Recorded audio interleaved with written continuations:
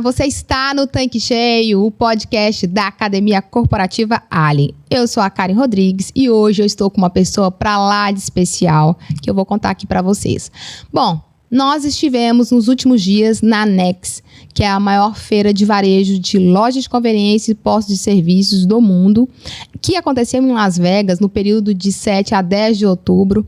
E nós estivemos lá, não só eu, como também um especialista que vai falar aqui com a gente, e levamos uma turma, uma galera da rede Ali, dos postos de serviços, nossos clientes que tiveram alta performance e também os nossos comerciais.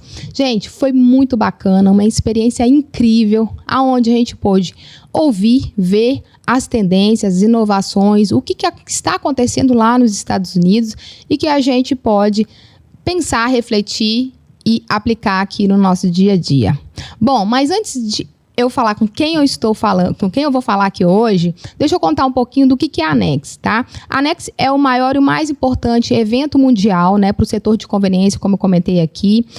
Aconteceu agora em Las Vegas, mas a cada 2 anos acontece em Las Vegas, mas pode acontecer em Atlanta, pode acontecer em Chicago.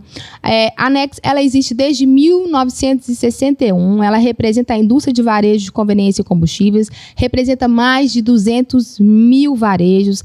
Empresas associadas à Nex fazem negócio em mais de 50 países. Ela promove eventos anuais para profissionais do setor de conveniência e do varejo de combustíveis. Bom, deixa eu contar para vocês alguns números da Nex nesse ano de 2024. Foram 118 conferencistas, 300 lançamentos de produtos, 52 palestras, mais de 26 mil visitantes só neste ano e quase 1.200 expositores. Então, foi um número muito expressivo, considerável, e nós estivemos lá, porque aqui o que faz em Vegas não fica em Vegas, a gente conta para vocês. Eu estou aqui com o Caio Camargo, influencer, top voice do LinkedIn, autor, palestrante. Ele trabalhou em grandes empresas como a CEC, a DCICO, VirtualGate, Gouveia Ecosistemas, a Lynx, dentre outros que eu vou deixar para ele falar. Então, estou aqui com o Caio Camargo, esteve lá com a gente, compartilhou com os nossos revendedores grandes insights,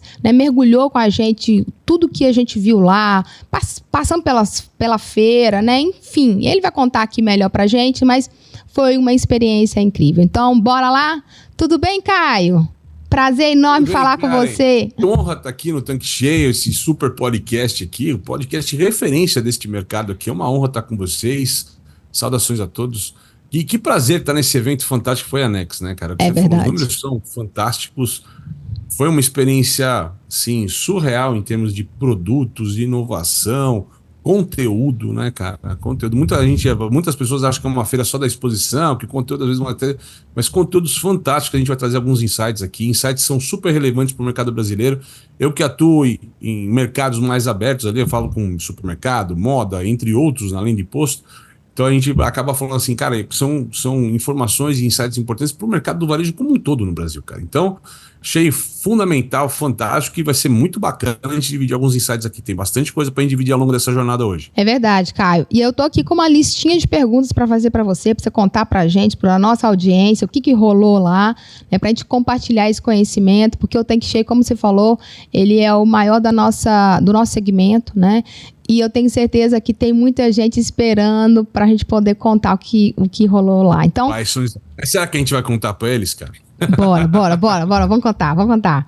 Então, Caio, eu queria começar, né, aqui com você. A minha primeira pergunta em relação a tudo que a gente viu lá, eu queria que você falasse pra gente, assim, o que você viu de destaques, de inovação, né, em relação a postos de serviço e conveniência. A gente sabe que a Nex, embora a gente fale que ele abrange essas duas frentes, postos e conveniência, a gente sabe que a Nex ela é muito forte para a loja de conveniência, porque o mercado dos Estados Unidos ele é um pouco diferente do Brasil. Começa com loja de conveniência, o posto faz parte, é como se o posto fizesse parte da loja. Aqui no Brasil já é um pouco diferente, né? A gente pensa em imposto e a loja faz parte desse negócio. Então, eu queria que você contasse, assim, de forma geral, né?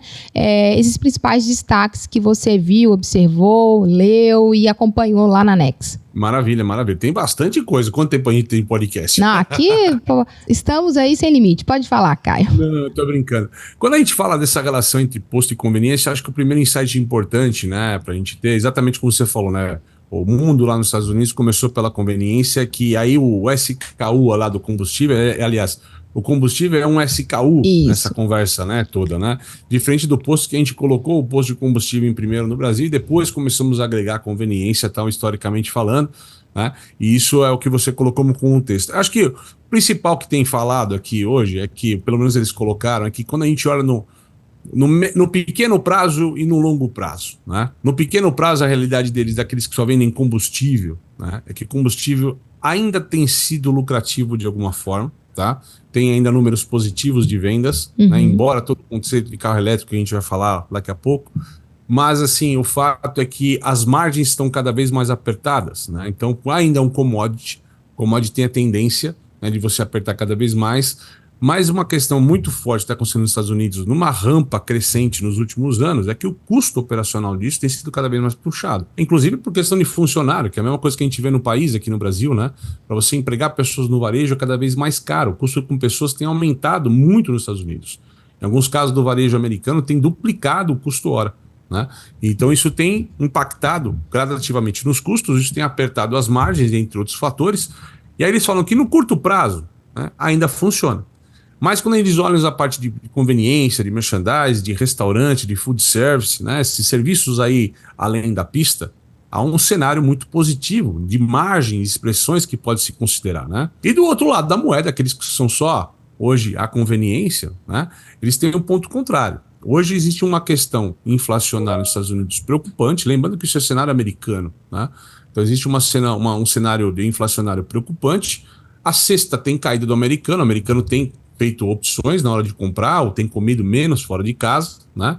Mas as margens ainda são muito boas. Então a recomendação para quem era apenas conveniência era começar a olhar um pouco o combustível para recuperar um pouco a venda, mas o recado de médio e longo prazo para quem só vende combustível é: o grande negócio está no food service. E a grande história quando a gente olha no food service, nesse serviço diferenciado, nesse café diferenciado, nessa refeição diferenciada que pode ser ofertada num posto de combustível, existe exatamente essa quebra de paradigma do que é ter uma refeição num posto de gasolina, né?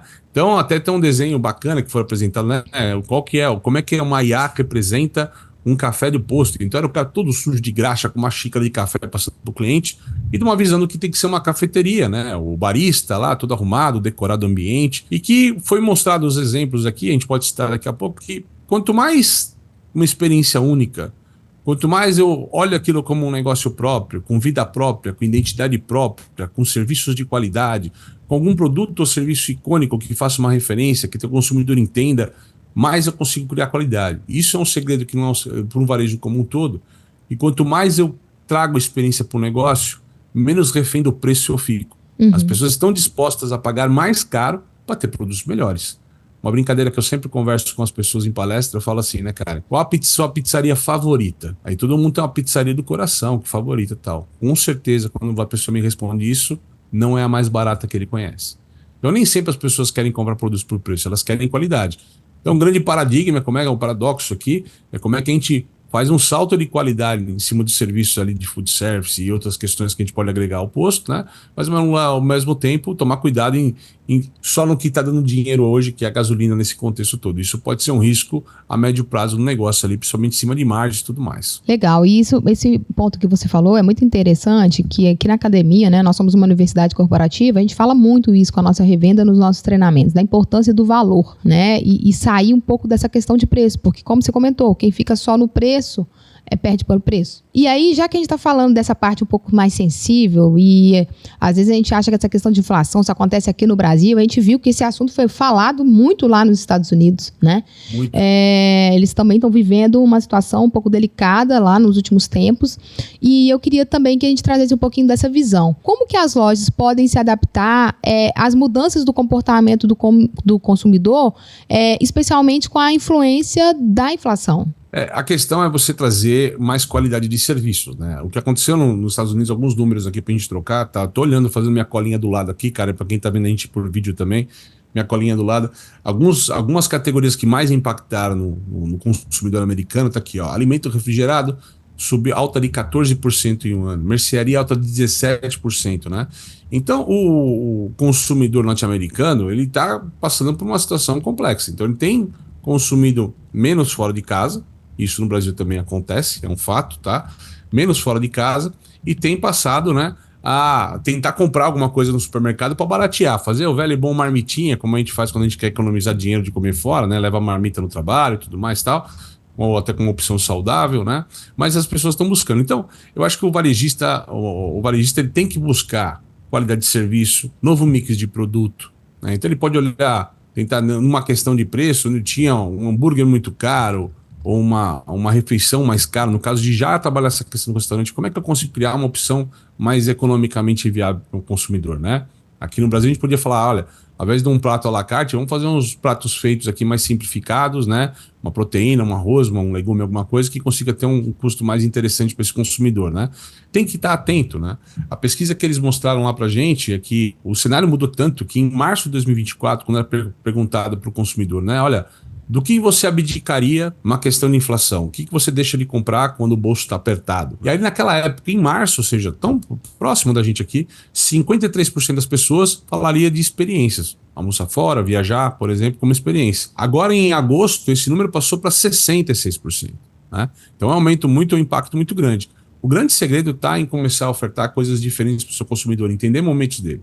O que eles entenderam lá nos Estados Unidos, por exemplo, que eles estão verificando, né? É que o jantar é a refeição menos consumida, né? Quando a gente fala de food service, de conveniência. Então tem uma oportunidade na pista muito grande para isso. Lembrando, né, que quando a gente fala de hábito de vida, né, do americano é diferente do brasileiro. O brasileiro toma um bom café da manhã, um café da manhã às vezes mais simplificado, mas um cafezinho da manhã ok, né? A gente almoça muito bem e janta ou igual ao almoço ou menos do que isso, né? O americano é o contrário disso. Ele toma um café muito farto e forte, um almoço muito curto, um snack às vezes à tarde e o jantar, normalmente quando a gente fala almoço de negócio no Brasil, é jantar de negócio. O jantar é uma refeição talvez um pouco mais aberta, maior, onde você inclusive tem um ticket maior. Então eles estavam falando assim, um ponto de migração como negócio, como estratégia de negócio, é sair desse consumo do snack da tarde ou do almoço, que é onde está o grande consumo do food service, para tentar migrar um pouco para essa questão de especialista também no jantar. Ser uma opção viável para as pessoas que estão buscando uma refeição interessante, saudável e com preço justo, acessível, né? Também ser uma opção. Esse é um dos caminhos que eles estão buscando. Mas a gente sabe que no cenário de inflação, nada é muito fácil, né, minha amiga? É verdade. E aí, Caio, assim, já falou né, de opções, né? Então, já que a gente está falando de opções, agora eu quero trazer um pouquinho para o negócio, olhando aqui para o Brasil, para o nosso negócio ainda, né? Ele ainda é principal, que é a pista. A gente vem trabalhando muito isso para os nossos vendedores, que é cada vez mais utilizar o metro quadrado do posto, né? Mas ainda pensando em combustíveis, eu queria que você falasse para a gente assim, qual que é a importância, né, de um portfólio diversificado de combustíveis em um mercado que ainda depende muito dos combustíveis fósseis. Eu acho que é estar atento nas mudanças, né? O que a gente observou lá, e eu confesso, eu fico com uma expectativa de ver muito mais sobre eletricidade, como a gente está comentando tanto no Brasil neste momento, né? E do que realmente foi visto. Isso é legal para a gente entender que esse cenário, para onde o cenário vai se solidificar, né? No próprio mercado americano, quando a gente fala de carros elétricos, por exemplo, né, eles estão sinalizando que 92,6 ainda é combustível tradicional, combustível fóssil, né? Só que é um mercado elétrico que tem crescido, está crescendo numa constante, diminuiu o ritmo da aceleração. O mercado parece que está migrando, eles mostraram alguns gráficos ali, algumas incidências, que quando a gente fala de carro elétrico, né, o carro elétrico tem caído um pouco a preferência por carro exclusivamente elétrico e tem crescido ainda numa constante o carro híbrido. Aqui no Brasil, quando a gente anda, eu ando muito de Uber e táxi e tal, e eu acabo pegando muito táxi elétrico. Já tem bastante frota de táxi elétrico por São Paulo, por exemplo, né? E você conversa com as pessoas e eles estão... Hoje os taxistas estão muito mais ligados ao carro híbrido, né? Pela economia e tudo mais de combustível que faz, do que o carro elétrico. Até pela mesma questão que está batendo nos Estados Unidos, né? Quando a gente fala das capitais, eu estou falando de São Paulo, é fácil você ter um carro elétrico, tem shopping center que tem abastecimento, tem tomada para tudo quanto é lado.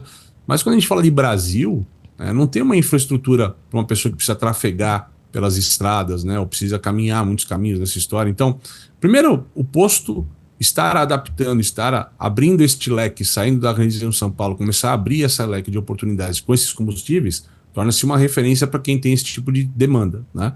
Isso é importante. Mas assim, o consumidor hoje ele está meio ainda receoso de ser o 100% elétrico na história, mas a gente tem que estar atento, porque vão ter novos combustíveis, vão acontecer algumas coisas, né? O combustível fóssil, de alguma maneira, ele ainda é finito, né? Ele ainda é finito de alguma maneira. Tem uma longevidade absurda nessa história pela frente. Então a humanidade vai buscar alguma alternativa em algum momento. Não sei se esse é o momento que a gente está vivendo agora, se vai ser daqui 10 anos, qual que vai ser a virada de chave. Ninguém sabe. Mas a questão é que todas as empresas têm que estar abertas para o futuro o tempo todo. Tem que testar caminhos, entender entender consumidores. O consumidor está buscando fontes renováveis, está buscando fontes mais econômicas, fontes menos variáveis em termos de custo o tempo todo, né? A gasolina sobe, desce, sobe, desce, sobe, desce para o consumidor final, né? Então ele está buscando alternativas, né? Seja para baratear o custo ou para ter realmente a questão renovável, ecológico. Estamos vivendo exatamente no ano de 2024 uma questão assim sem precedentes em relação ao clima, né? Então assim, a humanidade está um pouco meio alerta nessa história. Poxa, tudo aquilo que nos falaram há tanto tempo parece que realmente está começando a acontecer. Então, as pessoas estão um pouco mais assim conscientes de problemas ambientais que não se ligavam então. Então, opções renováveis, a gente tem um etanol nosso que é maravilhoso nesse contexto, acho que tem caminho para isso como opção renovável, né? Opção de matriz energética diferente e tal, para esse tipo de coisa, né? Mas a gente tem um caminho longo pela frente, assim. Mas o consumidor é aquilo que a gente falou, ele está buscando, os postos têm que estar abertos para isso, né? E eu acho que é o grande caminho que a gente pode ver pela frente. Legal, Caio. E agora eu queria que a gente falasse um pouquinho sobre loja de conveniência, né? A gente ouviu muito sobre food lá, né? Então, pensando em food, eu queria que você falasse pra gente assim, né? O food, ele pode ser uma oportunidade para melhorar aí a rentabilidade das lojas de conveniência? Sem dúvida. Eu acho que sim, até porque tudo que é somado deveria se somar a faturamento, né? Tudo que a gente pode trazer de novidade, a gente tem que ver com uma nova linha, né? Quando eu trabalho com franquias assim mais tradicionais de mercado, eu falo assim, olha, em algum momento você consegue controlar aquilo que você tem aqui com o negócio, mas muito dinheiro está fora da pista, fora da calçada. Eu acho que o food ele pode trazer novas possibilidades, né?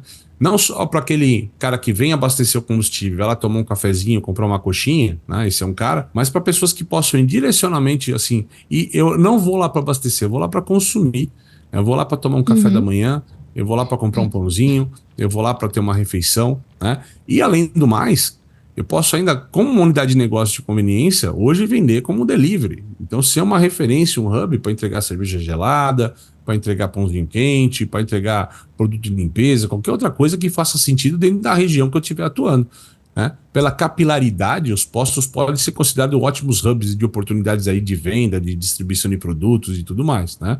Então, assim eu vejo. Só que é aquilo que a gente falou, precisa ter boa experiência, né? Quando a gente fala de restaurante tradicional, assim, de rua e tudo mais, muito restaurante em São Paulo, por exemplo, está fechando as portas porque diz que ele não é competitivo frente ao iFood. Nossa, eu tinha um prato feito de R$20, o iFood está colocando um prato feito de R$10. Eu não consigo competir com isso, meu faturamento está caindo. Mais do mesmo, você não consegue vingar nessa história. Por que existem restaurantes que tem fila na porta, né? O Casa do Porco aqui em São Paulo, que ganha o prêmio Michelin lá, tem fila todo dia quase, né? Você vai no restaurante do Bob Esponja, né? O restaurante do Bob Esponja é final de semana 4 horas de fila, porque a molecada quer comer no restaurante do Bob Esponja, mesmo que seja questionável se é bom ou não o produto final que está sendo servido lá, a experiência conta muito. Então você pode ter produto bacana, né? Poxa, tem uma coxinha gigantesca, maravilhosa, cremosa, cheia de recheio, pessoas vão lá para comer essa coxinha, meu café é fantástico, né? O meu ambiente de loja é muito legal, é instagramável, as pessoas gostam de ficar aqui, né? Tem muita gente que vem aqui para trabalhar, para pegar um ambiente mais tranquilo, um Wi-Fi melhor, tem um monte de situações ali que eu acho que todo mundo pode se apropriar delas e fazer mais melhor. Agora, ter qualquer coisa no balcão de qualquer jeito, só um monte de pacote de salgadinho de qualquer jeito, um monte de uma geladeira com refrigerante ou cerveja, de qualquer jeito, a venda vai acontecer, o resultado vai acontecer de qualquer jeito. Né? Então, assim, se a gente quiser criar melhores resultados, a gente tem que implantar coisas melhores ali para o consumidor. O consumidor está atento, ele adora a novidade, ele adora coisa boa. Então, a gente tem que estar atento ao que a gente pode oferecer melhor para esse consumidor hoje. Às vezes uma mesa mais bem cuidada, uma cadeira bem cuidada, um ambiente um pouco mais agradável já funciona muito bem para o consumidor, frente a quem às vezes não encontra isso na região que ele está. E esse negócio que você falou é muito interessante, Caio, que a gente realmente precisa ter esse olhar cada vez mais atento para o food. A gente percebe que as lojas lá nos Estados Unidos elas são até muito, né, são bem maiores, e eles focam muito nisso. Você vê que na última palestra, inclusive, da Next, a gente tinha lá 2 chefes, né, de cozinha importantes, e eles até comentaram isso, né, na Next, falando que não tem que ter isso de comida de boa gastronomia ou baixa gastronomia, comida é comida. Então, você consegue colocar no seu ambiente... Boa comida é boa comida, né? O que eles falam. Não importa se é alta gastronomia ou baixa comida, boa comida é boa comida, né? É isso mesmo, cara. Resumindo, é isso que eles, né, deixaram pra gente com uma mensagem principal. E a gente fica muito focado assim, não vou fazer porque... Não vai ser bem feito. Cara, você tem que começar a oferecer para os seus clientes, começar a ver quais são os interesses da sua comunidade, na sua redondeza. Se me permite, eu até te ajudar nesse contexto, tem uma coisa super legal, Karen, que eu vi fora da Next, né? Em Nova York, este ano, quando eu estive lá, eu sou muito fã, sempre fui muito fã do Anthony Bourdain, um chefe de cozinha também de alta gastronomia, super famoso, tão famoso como os chefes que a gente viu lá na Next lá, Spawn David Chang, por exemplo, que tem até programa na Netflix. O Anthony Bourdain, ele falava, né, sempre falou assim, olha, não importa que lugar do mundo eu esteja, o que eu mais gosto de fazer, quando eu volto para casa em Nova York, é comer um cachorro quente no Papaya Dog. E o Papaya Dog é um botequinho, cara, é um botequinho, tem duas, 3 unidades em Nova York, é um botequinho lá que o negócio, assim, tá na frase deles, cara, assim, sabe? Não importa se você tá correndo, se você tá sem dinheiro, o Papaya Dog é o teu lugar. E é um cachorro quente super honesto. Cachorro quente americano, você sabe que não tem nada que a gente bota no Brasil, basicamente é o pão, salsicha e um ketchup em cima e acabou. Isso. Mas, e é uma delícia. Muito bom. Muito bom, acabou e ele fala assim, aquilo lá, eu adoro vir pra cá pra comer isso aqui, o simples, né? Mas é o simples muito bem feito, então não importa o que você faça, se você fizer bem feito, o consumidor vai gostar. Se você fizer de qualquer jeito, o resultado vai ser qualquer um. É verdade. Caio, agora mudando um pouquinho, né, o nosso assunto aqui, a Next sempre falou muito sobre digitalização, isso era um assunto muito recorrente lá, mas a gente viu muito agora, né, falando sobre a inteligência artificial. Assim, foi um dos pontos que foi muito batido, né, foi muito falado, a gente viu isso na feira, inclusive, e eu queria que você falasse um pouquinho disso pra gente, né, das suas impressões e como que pode ser aplicado, né, como que a gente pode utilizar isso a nosso favor. Quando a gente fala de inteligência artificial, não adianta, ela dominou qualquer palco de varejo hoje, é o grande macro tema, ela virou uma transversal em qualquer tema, né?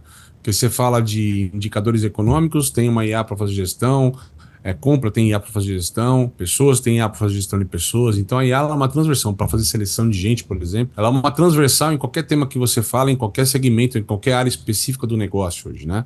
Então é uma grande... E é um ponto sem volta, né? É um ponto sem volta. Acho que as grandes questões que estão aí passado 1 ano e meio, 2 anos, assim como foi apresentado na própria Next também, está muito mais sobre a usabilidade disso. Quais são os grandes cases, quais são os grandes resultados. Uma das tecnologias que a gente viu que mais chamou a atenção da gente, como um todo, e foi fantástico, a gente teve a oportunidade, inclusive, ir no stand da feira de conversar com eles, né, com a empresa. Era uma empresa de uma startup de tecnologia, né, que ela escuta, põe pontos de escuta na loja e transforma essa escuta em dados, tá? Então não é que um cliente, por exemplo, que tem um mau atendimento, vai fazer uma reclamação por voz para a empresa. Aquele momento do balcão que ela está reclamando com o atendente, ou que o atendente está passando por um apuro, o atendente está fazendo um atendimento para saber se está num treinamento adequado, né? Tudo aquilo é captado, transformado em dados e organizado. Olha, teu funcionário não tem usado a fala tradicional, né? 65% dos teus funcionários estão ok, mas 35% precisa ser retreinado, né? Ó, teus clientes estão tendo neste posto um problema muito constante com o lava rápido, né? Com a troca de óleo, né? Estão reclamando. E as vozes são vozes abertas que são transformadas em dados. Então, temos um universo de informações à nossa disposição, o que as pessoas consomem, o que elas olham, como funciona. E a IA pode ajudar a gente a fazer a gestão dessa informação. Nunca tivemos um momento na humanidade, assim, tecnologias tão fáceis de serem utilizadas, com linguagem humanizada. Você precisa saber código, programação, né? Você precisa aprender muito a fundo a tecnologia, Hoje você pega um chat GPT, para quem nunca fez isso, né? Pega um chat GPT, você conversa com ele, né? Como se fosse com uma pessoa e ele vai te ajudando nas questões. Então isso é fantástico, seja por texto, seja por voz. Então tem muito desses casos, né? Então apresentou esse caso da voz, por exemplo, né? Houve um ganho significativo aí de cerca de 15% em eficiência operacional nas empresas que estão usando essa coisa da voz, essa IA de voz. Mas o mais bacana é quando a gente olha, por exemplo, o cenário maior. Tem muito dinheiro na pista, muita oportunidade quando a gente trabalha com IA. Quando a gente vê que 70%, 72% dessa economia gerada com IA, com aumento de produtividade, ainda está na mão das empresas de grande porte. Empresas aí que têm faturamento acima de bilhão nessa história, né? Então tá muito pouco, né? Apenas 13% está ficando sendo trabalhado ali como economia de recurso para pequenas empresas. Então as pequenas empresas, que são essas que deveriam usar mais IA, né? Essas IAs já disponíveis pelo menos, para começar a produzir mais e melhor, seja fazer um post numa rede social para as pessoas comprar como você no iFood, seja fazer uma imagem ali numa propaganda de marketing, ou seja,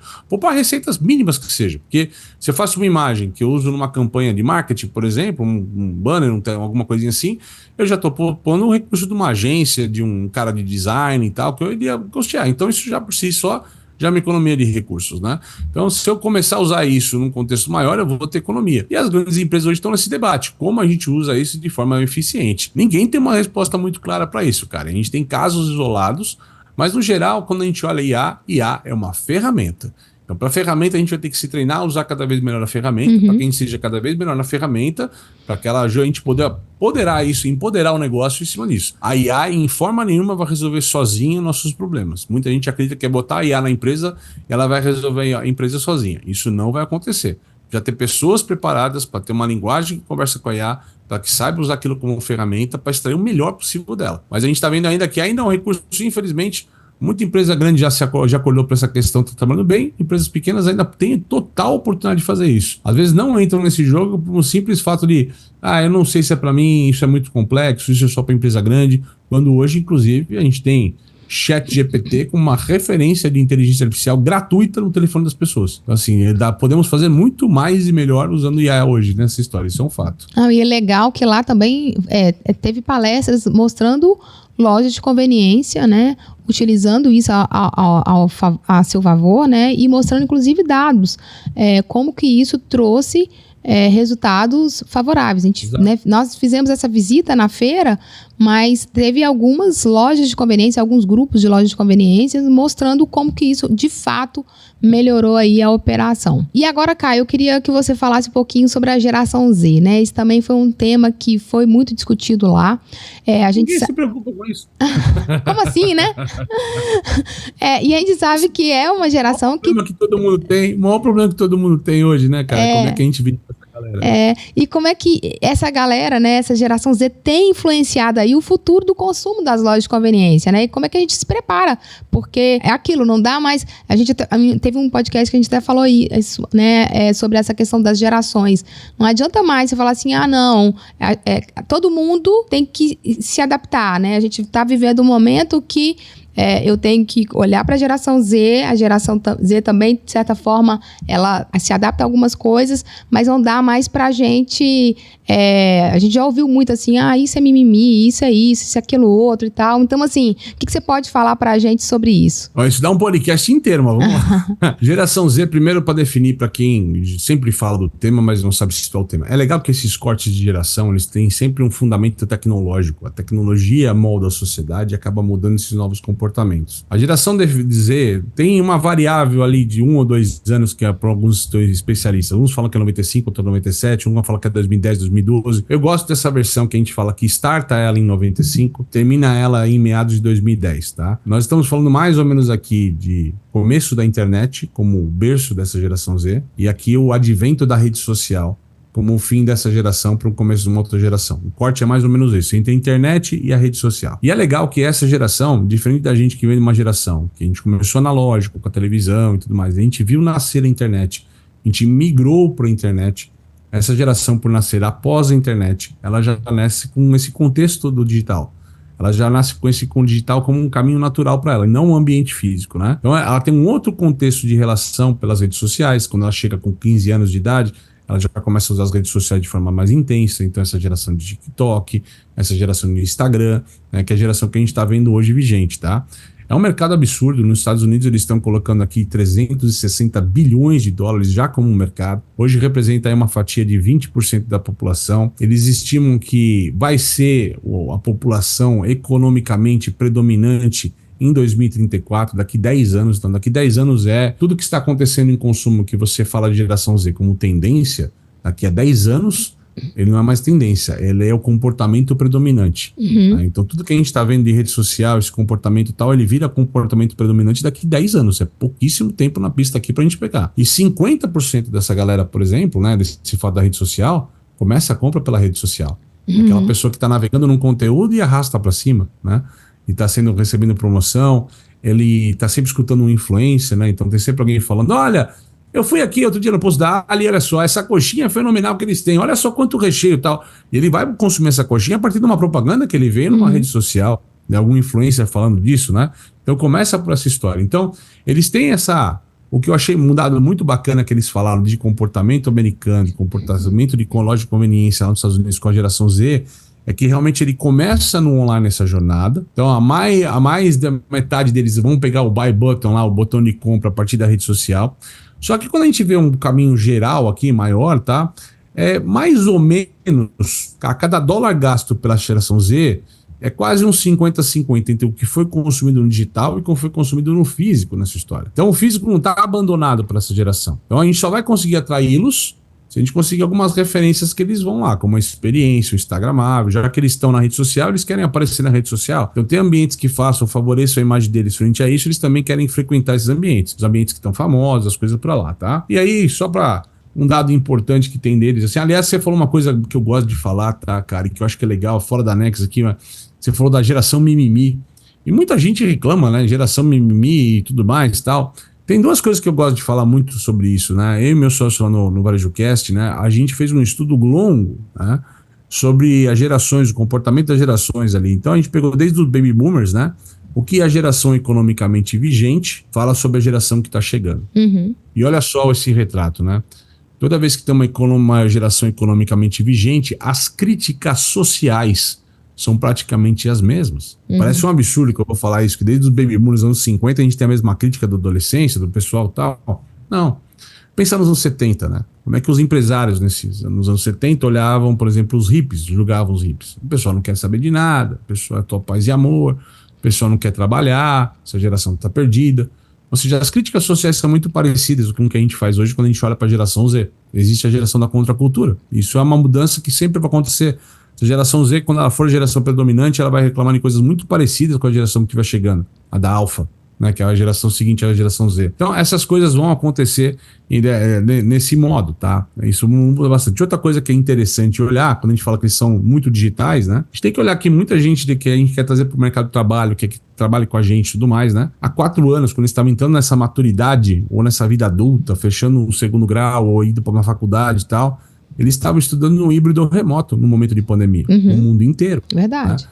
Então, isso você criou uma geração que o caminho natural para eles é o híbrido remoto. Né? 75% dessa geração quer ficar nesse mercado híbrido remoto. Né? 69% quer trabalhar como influencer, segundo as pesquisas dessa geração Z. Então, assim, então a gente tem um caminho dessa galera que é o caminho natural. E isso vai se tornar natural de alguma forma. Nós estamos querendo pegar essa geração e trazer para o nosso mundo, quando é o contrário, né? Vamos ter que cada vez mais se adaptar para o mundo dele. Né? E esse é um contexto bacana quando a gente fala de geração Z, que é a dificuldade de você contratar pessoas, de colocar pessoas no posto. Reter talentos, né? E reter os talentos. E olha só que coisa bacana, cara. Quando eles falam de geração Z em emprego, muita gente pensa que para eu segurar essa geração tem que pagar mais. Primeira questão, quando eu estou em palestra, em workshop, as pessoas me perguntam, cara, como é que... Qual o melhor bônus ou incentivo que o pessoal está criando para reter as pessoas? Dinheiro é importante. Mas fizeram uma lista gigante lá de 12 motivos que a geração Z quer ver no emprego, né? Que faz elas ficar no emprego. Cara, é o último da lista, bônus e incentivo. Começa com um trabalho mais flexível com folga, né? Então eu posso escolher uma folga ou outra por mês, por exemplo. Um equilíbrio de trabalho e vida. Uma administração mais justa, que haja mais profissional. Ter chance de carreira, ter horário flexível, né? Trabalho híbrido, proximidade, benefício. O último item é o dinheiro na pista. Olha só que coisa, né, diferente. Intrigante, né? Uma geração... gigante, porque a primeira coisa que a gente pensa é para eles não tá no top 10 deles. Né? Não tá no top 10 dele. Então isso impacta isso e faz com que a gente tenha que criar de fato uma nova postura na hora de contratar, manter, reter talentos nessa conversa. E isso acaba impactando nessa comunicação, né? Porque você está pensando uma coisa e essa geração está pensando outra. Então é importante você entender. Quando você traz essa pesquisa, é importante você entender isso justamente para você mudar o foco. Às vezes você não está conseguindo manter as pessoas porque seu foco está totalmente voltado para a energia está para o lugar errado, né? Quando a gente fala de geração Z, muitos especialistas, quando estudam os dados e tudo mais, falam que é a geração que não está preocupada com a posse. Muitos de nós, as gerações mais antigas aqui, ao completar 18 anos, queria ter um carro. Uhum. Né? Porque o carro era o sonho de consumo ao completar 18 anos. Né? Se a família ia ter que ralar a vida para ter o carro, são outros 500, tá? Mas o sonho de consumo de 18 anos, cara, dessa galera não. Essa galera hoje não está preocupada em ter a casa ou ter o carro. Ela está preocupada em viajar, em morar bem. Então é a locação, né? É a viagem de avião ao invés de carro, andar de Uber, né? Por exemplo, de táxi. Isso mostra numa relação entre vender combustível e ter food service também uma relação importante, né? Como é que vai ser o futuro do consumo de combustíveis, não importa se seja elétrico ou tal, fóssil, com as pessoas talvez tendo menos carros, né? Muita gente depois da pandemia, com o trabalho híbrido, se livrou, tinha 2 carros por causa de rodízio, alguma coisa, começou a ter um carro só, e começou a andar de Uber, né, nas horas quebradas e tudo mais. Isso muda comportamentos também, tá? Então isso pode ser um ativo importante, não posso fixar agora, mas para observar como é que vai ser essa curva de aprendizado. Lembrando que quando a gente fala de comida, aí é diferente. Todo mundo come todo dia. Né? Então, assim, todo mundo precisa comer. Então, você ter alguma coisa ali que equilibra entre essas duas jornadas pode ser um ponto interessante para se comunicar, fidelizar e permanecer dentro da preferência da geração Z. Caio, então já que a gente está falando de retenção de talentos, bora então falar um pouquinho mais, né, sobre esse assunto. Eu queria que você falasse para a gente um pouquinho como é que essa retenção de talentos, né, está sendo abordada em um mercado de transformação, que é exatamente o que você acabou de falar. A gente está vivendo uma mudança, né? Uma mudança no mercado e uma mudança também no comportamento das pessoas. É verdade, é verdade. Cara, eu acho que é um dos maiores desafios que a gente tem, né? Quando a gente fala de carga de trabalho no varejo, trabalhar 6x1 e tal, esses desafios de você ter tantos caminhos hoje digitais possíveis, né? A pessoa pode ganhar dinheiro com rede social no TikTok, ou fazendo, sei lá, live de futebol, igual o Casé faz, tem uma galerinha começando a fazer isso, dar dinheiro. Tem até outros caminhos ali, né? Trade, Bitcoin, tem tanta coisa de afinidades que muita gente não tem olhado para o varejo com o carinho necessário ali, ou como uma opção de carreira, né? Uhum. Isso tem sido um desafio para as empresas hoje, como é que eu atraio esses talentos. Tem muito varejista ali que tem colocado totens de autoatendimento e tal, para tentar suprir, por exemplo, essa questão de funcionários e caixa. No McDonald's, por exemplo, hoje, quando você vai no McDonald's, tem um monte de totem, porque falta pessoa para o caixa. Então não é só a beleza da tecnologia, é uma questão de você suprir a falta de talentos no varejo como um todo, né? Mas algumas coisas bacanas que a gente viu, né, em termos de produtividade, de reter talentos, que eu gostei, tá lá. E tava do mesmo painel. Primeiro a Case, né, cara? A Case é uma rede grande ali, baseada no Texas, lá apresentando o case dela, que ela tem a diretora da Case, ela é engenheira de produção. Então ela catou todo esse expertise dela de engenharia de produção, cara, e botou isso no trabalho dela, né? E ela começou a olhar esse cenário de produtividade do time, né? E começou a colocar isso numa esteira de produtividade. E ela tem até 3 passos que eu achei muito bacana, que ela ensina, que é a jornada de desenvolvimento contínuo do time dela, que ela implica isso. Quais são os 3 passos, né? Os 3 passos eu começo quando eu preciso ensinar alguém e eu ainda tenho show me, né? Então você precisa mostrar para a pessoa aquilo que ela precisa fazer, né? A pessoa não tem a vontade própria, né? O momento lá de felicidade, então tem que mostrar para ela, ensinar ela, catequizar ela. O segundo momento de evolução contínua é quando a pessoa está disposta a fazer com você, né? Então ela começa a vamos fazer juntos, a gente começa a desenvolver, o time começa a desenvolver coisas junto com a empresa, né? E a terceira é quando o time bate no peito e fala, deixa que eu faço, né? Joga comigo. E começa o desenvolvimento. Então é uma jornada de desenvolvimento contínuo bacana nessa história, mas o case mais interessante que a gente viu lá foi da Family Express, o Alex Olympides, né? Ele fala muito sobre reconhecimento, cara. Ele tem uma frase que eu gostei demais, deixei anotada aqui para falar: reconhecimento é retenção e retenção é eficiência. Quanto mais tempo você permanece com o funcionário, melhor ele atende, melhor ele produz, então tudo isso muda no sentido dele. Esse trabalho de reconhecimento dele é fantástico, né? Então ele começa a ter o propósito, um trabalho mais leve, que as pessoas gostam de estar lá, né? Um ambiente já com questões ali bem trabalhadas, né? Isso é difícil a gente falar faça igual, né? Então cada um tem que buscar como é que cria um ambiente mais favorável ao seu funcionário. Mas, por exemplo, ele começou a criar uma rede social interna. Ele distribuiu aí ao longo deste ano, né? Mais de 5.500 badges, como se fosse uma medalhinha, né? Uma medalhinha lá, um bottom virtual sobre funcionário da semana, mandou bem, atendimento nota 10 e tal, e as pessoas se empolgam com isso, se sentem reconhecidas com isso e permanecem na empresa nessa questão, tá? Então isso é bacana. Isso fez com que ele, em termos de resultado, tá? Em resultado, e eu gosto de falar de resultado numérico, né? 9% no aumento da produtividade depois desse programa de reconhecimento.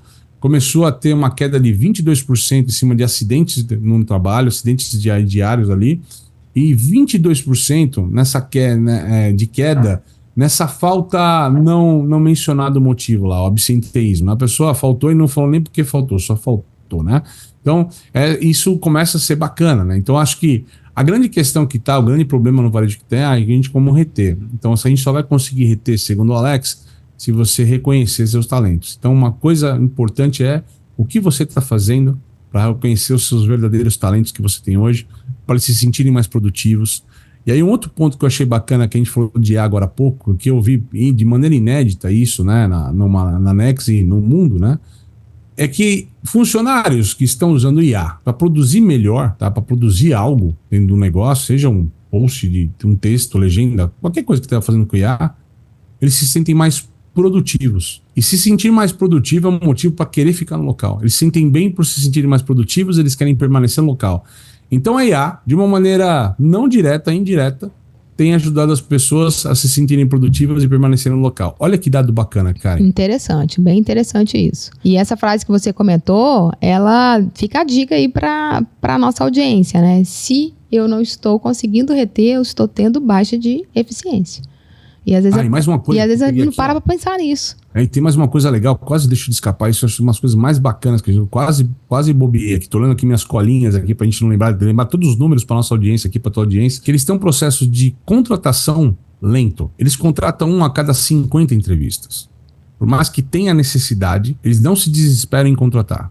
Não é a história que a gente vê no varejo brasileiro ainda acontecendo, infelizmente, que você abre uma vaga, marca 10 entrevistas, aparecem 2 pessoas, você contrata o menos pior para contratar rápido. Uhum. Eles não têm essa pressa, por pior que seja o momento deles.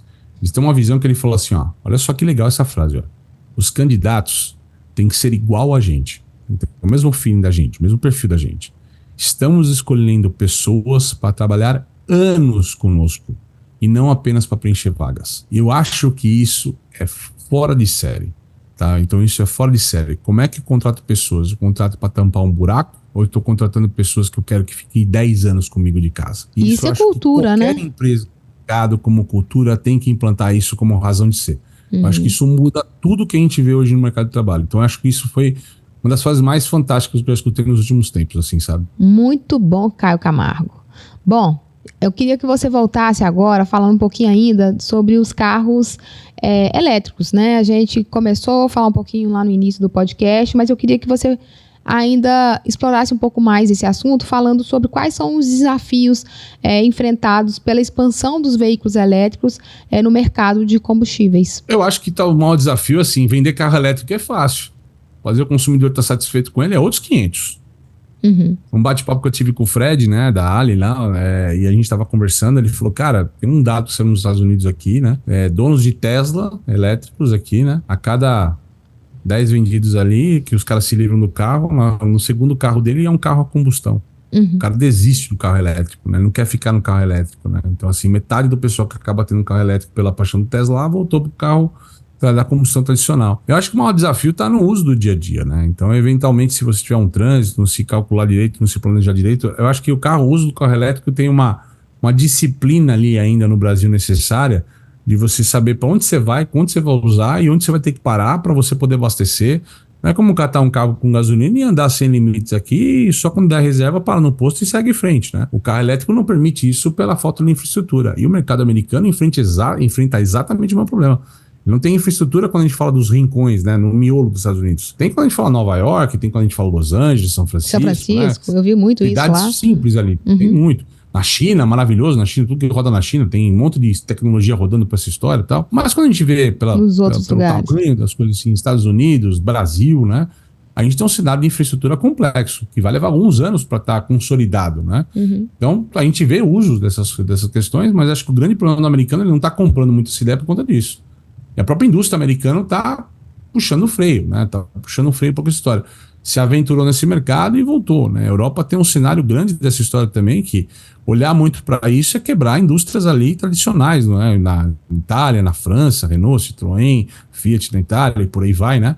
Você tem Volkswagen na Alemanha, então você tem um monte de questões ali que a gente tem que tomar cuidado. Como indústria, as empresas estão olhando um pouco para isso, talvez muito mais, talvez buscando outras, talvez hidrogênio lá na frente, talvez do que o elétrico agora, ou talvez mesmo permanecendo combustão com um outro modelo de combustão, como o etanol, por exemplo, que a gente tem no Brasil, que é um modelo que o gasto energético do etanol é mais barato hoje do que o gasto elétrico, né? Porque o que você precisa para produzir energia, você prejudica mais o meio ambiente do que o que você usa para produzir o etanol, né? Então, tecnicamente falando, muita gente aponta que o etanol é uma solução renovável, né, para o plantio e tudo mais, e que você tem, né, menor dano, né, para a natureza, para o ambiente e tudo aí. Vamos ver. Legal, Caio. Bom, o papo tá muito bom, mas a gente está chegando aqui nos finalmente, né, do nosso conteúdo de hoje. E eu queria que a gente encerrasse assim, Caio. Eu queria que você falasse pra gente assim, o que a gente pode esperar do futuro, né, dos postos e conveniência nos próximos anos. Se eu fosse definir uma única palavra,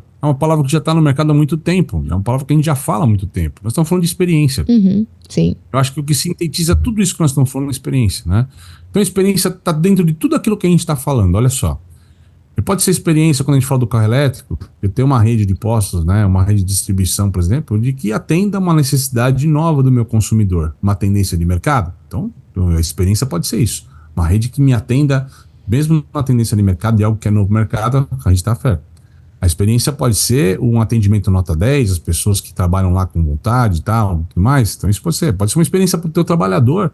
Uma empresa reconhecida pela qualidade de trabalho, pela qualidade do relacionamento com os colaboradores. Pode ser uma experiência de food service, uma experiência de um ambiente inagualável e tal, mas tudo no final do dia é experiência, né?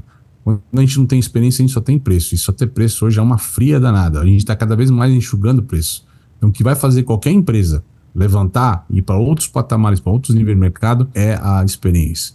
A experiência tem todos esses drivers, essas possibilidades para a gente estudar. Tem um caminho maravilhoso pela frente. A Ali é uma empresa fantástica. Foi uma honra estar com vocês na Nax ali, durante esse evento fantástico que é a família. Me senti abraçado por todos vocês e esperamos estar junto com vocês em outras oportunidades também. Caio, muito obrigada. Foi um prazer enorme também estar com você lá, né, nesses dias com os nossos revendedores, trocando essa experiência, vivendo junto o que, né, foi falado lá. Então, assim, você trouxe pra gente também muita riqueza de conteúdo, né, e de experiência também, dividiu lá também com os nossos revendedores. Então, aqui a gente está expandindo para os demais que não tiveram a oportunidade de estar lá com a gente. Então, queria te agradecer muito pela sua presença, por toda a sua dedicação, por todo o conteúdo compartilhado. E com certeza a gente vai estender mais essa conversa, tá? Muito obrigada mais uma vez. Se você quiser deixar mais alguma dica final e tal, fica à vontade. Agradecer a todo o time da Praxis, né, que possibilitou essa parceria nossa aqui. É importante falar da Praxis aqui, né, que é essa parceria nossa aqui em nome da Praxis. Eu fui para a Nax aqui em nome da Praxis Business, né? Obrigado, Tonini, obrigado, Adília, obrigado, time todo da Nax aqui pela essa parceria. E foi uma honra, minha amiga. Espero estar junto com vocês nas próximas oportunidades ali. Vamos juntos. Então é isso, por hoje é só e até a próxima semana. Tchau, tchau.